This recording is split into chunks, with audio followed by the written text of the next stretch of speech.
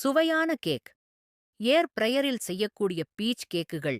இது ரொம்ப மொறுமொறுப்பா இருக்கு. அது மெருதுவாக கைப்பட்டதும் உடைஞ்சு விழும். எப்படி செய்யலாம்? பார்க்கலாம் வாங்க.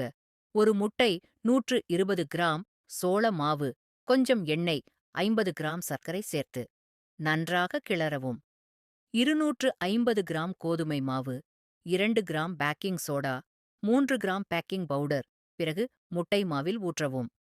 மாவை பிசைந்து ஒரு பந்தாக உருட்டவும். பிறகு ஒரு விரலால் அழுத்தவும். சில கருப்பு எள் விதைகளை அதுல சேர்த்துக்கோங்க. 170 டிகிரியில் 20 நிமிடங்கள் ஏர் பிரயர் அல்லது உங்க வீட்டுல இருக்கிற மைக்ரோ அவன் யூஸ் பண்ணிக்கோங்க. மொறுமொறுப்பான பீச் கேக் ரெடி. செய்வது மிகவும் எளிது அல்லவா? இப்போது நீங்களும் அதை கற்றுக்கொண்டீர்கள். அதை முயற்சித்துப் பாருங்கள். எப்படி இருக்கு கமெண்ட் பண்ணுங்க.